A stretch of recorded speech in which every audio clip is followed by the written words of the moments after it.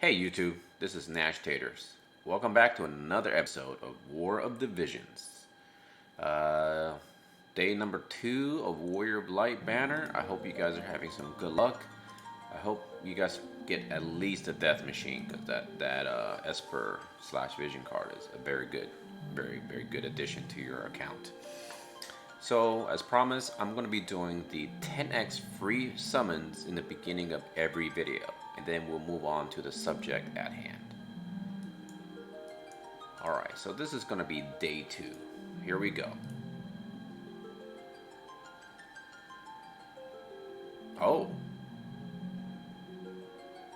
It is going to be in a unit. What would I like out of this one? Rainbow. Alright, Vistrali. Flag. Oh. Okay, Vow of Love is always useful. Mia.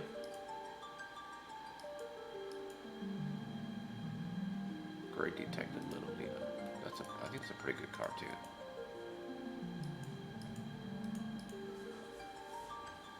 Golly Witch. Sasha. Here we go. I could use a Lucia for some double gunner action for farming. I guess a Ketone would be nice. Victora. Venera.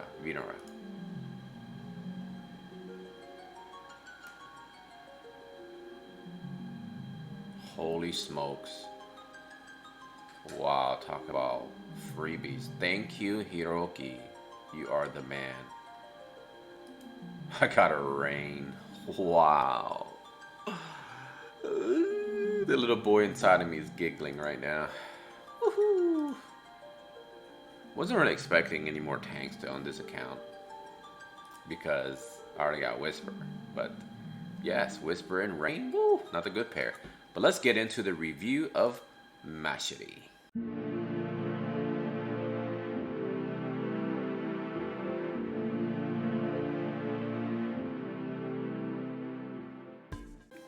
Okay, let's talk about Macherie. Now, she was released during global launch along with the other URs. And most people actually don't recommend her. And she isn't one of those units that many people actually push for. But today we're going to go over and find details of all the different things that she can do for your team. As always, let's begin with her stats. As you can see here, her stats are very solid, believe it or not. She has a base of 2074 HP, which is very good. Her moves and jump are pretty standard, 3 and 1. Her TP is actually one of the highest in the game at 168. Her AP is a solid 158. Now, a lot of people actually say her magic attack is pretty low, but believe it or not, her 209 magic attack on the current Japanese server where all the new characters are released, it stands at rank 11. Her speed is not too bad at 52. Her dexterity is 142. Now, when you're talking about the extra stat bonuses from ability board, she gets some pretty nice boosts. For magic, she gets another 63. She gets 1 agility, and she gets 13 crit, and luck is where she gets a big huge chunk at 20% with a flat 25. Now, I just want to kind of quickly compare her to Mediana, which is considered one of the better magic attackers in the game. Mediana has a base of 266 and a 223 from her grid, which puts her at 289. Machetie's 209 plus 63 will put her roughly at 200, well, not roughly, but 272. So yes, there's not a huge difference, but Mediana does get a master ability of 30% extra in attack. But Macherie at looking at her master ability, does not have any boost in terms of magical attack power. However, she does have increase in her TP and her increase in her agility, making her pretty good in terms of as a support unit. Let's take a look at her Trust Master reward. It is called Steel Maiden's Necklace. It is an accessory, obviously of an UR quality. Her HP increases by 342, defense of 5, spirit of 8, and a critical evasion, which we don't see very often, a solid 6. One thing that I always say is if a Trust Master has an additional skill ability, it's usually very good. And this always applies to every single UR Trust Master in the game. Her ability is called Knight's Blessing. Recovers HP of medium quality of allies within area around self and bestows a barrier on allies within range that reduces damage up to 3 times. You can use this one time and it uses a TP of 42. Overall, I will give this Trust Master a score of 9 out of 10 because it is very solid in terms of defensive stats. And it has very high amounts of HP for an accessory. And on top of it, the skill is an additional heal you can use to kind of get you out of a certain jams. Macherie's 3 jobs is Cleric as her main, Monk, and Black Mage. One thing if I was to describe Macherie would be that she is pretty much the Swiss Army knife of this entire game. She is super flexible. Let's talk about her main job, Cleric. She has several skills that she can use to pretty much benefit her as a Cleric. The first one's going to be Light Veil. Increases light resistance to 3 turns to allies within an area. Second one's going to be Dark Veil. Increases dark resistance for 3 turns to allies within an area. Now, both of these are going to be very situational.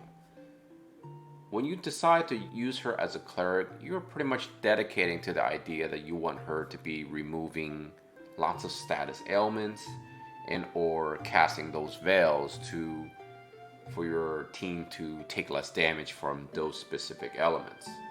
She has Cure and Banish, along with this thing called Prong Staff, which deals small amount of damage to target and lowers their speed.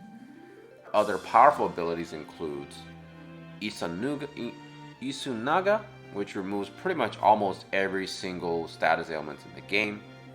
Anti-Calamity, which will apply to give her immunity for 3 turns of specific status ailments and or an ally. And then Erase, of course, removes all debuffs from units within an area. Very, very powerful. For Cure, you can use up to 8 times, consuming TP. And Erase, you can use 4 times. And Isunaga, you can use 3 times. One of the things that I am going to talk about going into the future is what skills you should perhaps be turning off. And I think Anti-Calamity, if you so choose to use her as a Cleric, would be something you will consider taking off. Because most of the time is useless, and you really ideally want her to be using Cure, perhaps Banish, and for her to do more of a solid supporting unit. However, if you choose to use her in manual situations, which most likely you will, in harder content, such as perhaps the tower or other future raids, perhaps challenges, in which you'll be utilizing the veils. So overall, she's a really solid support unit for her Cleric job. Now, when we talk about the Monk sub-job, it is actually only useful for a few things. The first one is most likely you'll be using her as a secondary backup reviver. Another option you will want to use her for would be Pummel, which does consecutive damage of 2 hits, which can allow her to start doing chains. The other option is just kind of throw her into the mix to perhaps absorb some extra damage. Her last job is going to be Black Mage, and this is where she can shine as the actual damager. Now, many people that I've seen on forums and websites say that her magic attacks are low and that she is pretty much garbage. But as you saw earlier, her magic attack power is actually ranked quite high. And if you equip her with the magic level 1, it increases her magic attack by an additional 30%. She has Drain, and then she also can use Banish while being a black mage. Her most powerful abilities here are going to be Banishka and Banishra, which will do pretty solid damage, and it has a light element attached to them. When you equip her with magic counter, she can really pack a punch even if she's taking damage. Another ability that I'm really a big fan of is Sleep. When I farm for job crystals, I tend to use Sleep because I always keep one enemy unit alive, and I just keep that unit slept pretty much the entire time, controlling him while the rest of my party is just running around gathering crystals. So the fact that she has Sleep, it makes her very useful for that specific role. Now, one thing I noticed she does lack is Toad, which is actually one of the more powerful abilities in the game, believe it or not. During Tower, especially in 19th floor EX, Toad comes quite in handy trying to control those Iron Giants. Now, people who are bashing her probably have a right reason to do so. I think the true reason why people don't like her is because she doesn't quote-unquote excel at any one specific area. But she does a really good job if you choose her to be flexible in whatever role you choose. When talking about builds, her first set is going to be Spirit Up, which increases Spirit by 15, HP increases her HP by 15%, and for reaction skill, Auto Cure, chances to heal self upon hit. Now, I've seen people do roughly 900 hit points when she takes damage. Given the fact that she can perhaps reach 3,500, maybe even 4,000 HP when it's all said and done, that's a pretty solid number, which in many cases can actually make her unkillable. This first set build is pretty much designed for her to be survival, right? If you're going to use her as a backup healer or a debuff removal, etc., you want her to stay on the battlefield as long as possible. Therefore, this build I will highly recommend if you're using her as a strong supporting unit. The next set of skills are what I would recommend if you decide to use her as a black mage to at least do some damage. Magic Up will give her a 30% boost in magic attack, and then you can kind of choose the other ones to kind of pad her defensive abilities. As far as his reaction skill, the clear winner is going to be Magic Counter, which will chance to Magic Counter upon hit. This is very powerful when you're using her as a black mage, because you ideally want to use her to take some hits here and there, and then be able to kill an enemy unit without actually having to use her entire turn. Her resistance aren't that super impressive. She is kind of weak to slash, pierce, and projectile, which are obviously the most common attacks in this game. She, however, is pretty strong to strikes and fairly strong to magic attacks. Being light, don't need to keep saying about what her weaknesses are, but status elements, she is very strong to blind, strong to confusion, and somewhat strong to charm. That's kind of surprising. Now, Macherie, being a cleric, actually will be able to equip mace, and that's actually the only item she can actually equip, which is kind of surprising since she does have other sub-jobs. But the way this game is designed is that the main job is what dictates what she can actually equip. She can obviously equip hat, clothing, and then of course accessory. In terms of equipment, I would recommend using her Trustmaster as her #1 accessory. And as terms of an armor, I would recommend the Smart Code. Now here you can have some flexibilities of what you want to go with in terms of either a defense, HP, or spirit. Weapon-wise, I actually do not own any maces that are going to be very useful for her, but the one that you're going to be wanting is going to be called the Platinum Mace, which will be ideal for her. I think it's the highest quality currently in the game that she can use in terms of a mace. My recommendation will be get the magical version, which will increase her magical attack to, I believe, 180 plus, which would be very solid for her. When it comes to vision cards, because of the fact that all vision cards are hard to level up, especially in the beginning of the game, it's recommended that you only invest maybe 1 or 2 vision cards for each specific role in the game. Later on, when you have more resources, you can kind of expand. But the ones that I'll highly recommend is going to be Trousseau for her, and maybe perhaps Ramu for more magical attack, at least for the UR versions. And if you think about it, many of the cards designed in this game cater to specific units, especially this one, which actually has her picture on the actual card.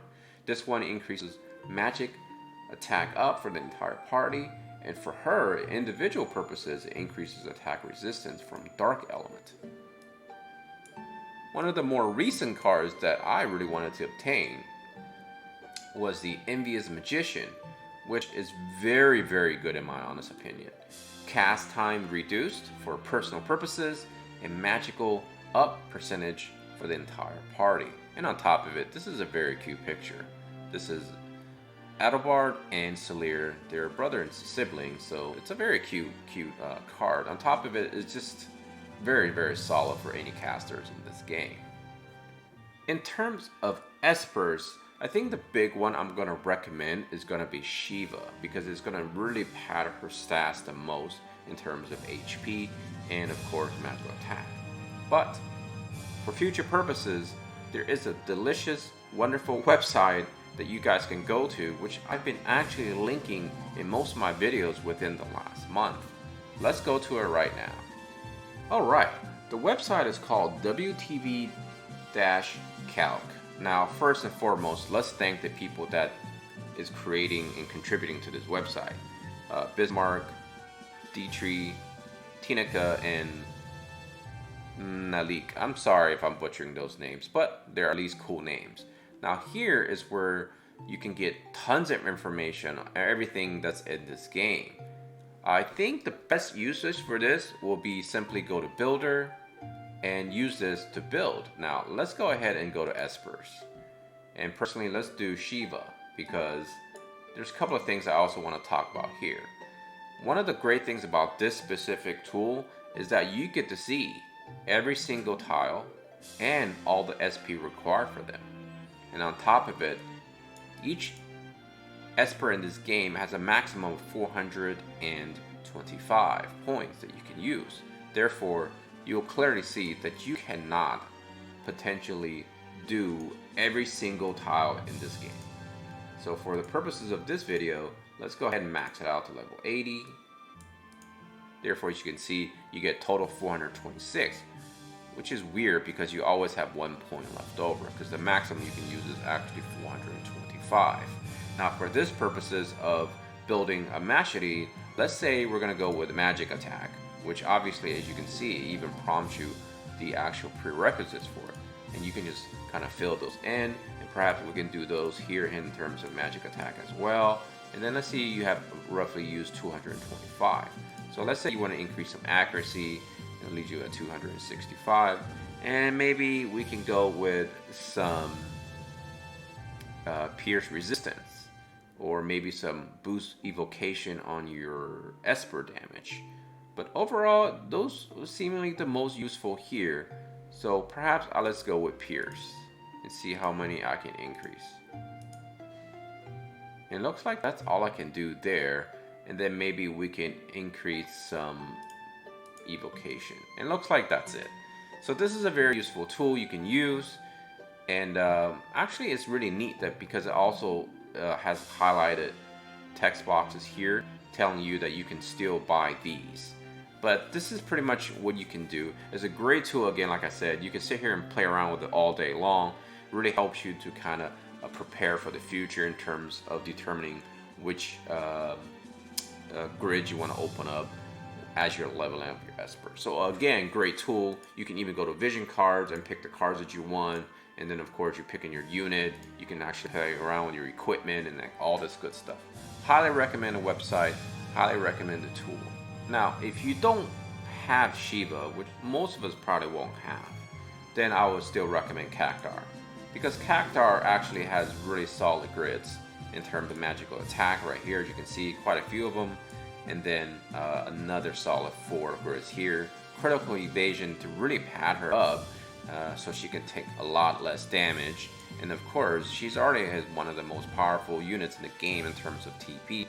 You can kind of pad some of that there. And if you want to take her to do more damage against humans, you can perhaps inject some into Man-Eater. And if you want to pad her strike resistance, which she's already pretty good at, you can actually add some more there. And another solid option about Cactuar is he actually has critical hit rate up. My final thoughts. We talked about how she's pretty much a Swiss Army knife of this game. She doesn't really quote-unquote excel anything, but she's actually does a fairly good job in the roles that you want to select her for. Given the fact that she's actually very tanky and she can deal out some damage, she's, in my opinion, actually a very solid unit. If I was to give her a score, I would give her an 8 out of 10. Therefore, putting her somewhere in the middle tier or middle pack, where if this is one of your few supporting units that you end up pulling, perhaps it's something you want to consider building. Many people advise not to build her because there are going to be other units who do a much better job in filling a specific role. But the thing is, there are not many units that are flexible enough in terms of builds. And this game is all about having fun. And if you enjoy having units that can fill different roles, and you enjoy kind of dressing her up, kind of like when a child plays with either a Barbie doll or a G.I. Joe action figure, you can kind of pretend that she can do different things for you. So if you want her to be a sort of a pseudo tank, she can fill that role. If you want her to be a complete debuffer, yeah, she's really good at that. Or if you want her to do some damage, she can do that too. So overall, I actually recommend building her if you happen to pull her and you're lacking specific units. And the reason being is, if you're going to invest the rainbow elements in building her through the awakening and the limit breaking, you're actually getting a 3-in-1. You're not really just getting one. Although she doesn't quote unquote excel at what she does in terms of the roles that you pick, she does the job just fine. And having said that, here are what I recommend where she will shine in terms of content in this game. I think she will shine tremendously into tower mode. Definitely 100% shine there. You can be so flexible in fixing her up for each floors that you want to take her. She will really shine in pretty much almost any PvE content, with the exception of perhaps Raid. I think in the future, when they give us harder content, and especially dark and or light bosses, then she will really shine as a cleric in terms of using her black veil and her light veil. Now, where I think she will perhaps fail miserably will perhaps most likely be PvP and or arena or guild battles. I think the fact that she doesn't do things really well, and given the fact that in PvP situations you're only picking 3 units, I will probably go with another unit that specifically defines those specific roles, being either a tank, a healer, or a damage unit. I think that's all the time I have for this video. I actually had quite an amount of fun making this video, and I think she is a big surprise for me. I want to thank you for watching, and as always, take care of yourself and all your loved ones. Nashtaters and his wolf pack out.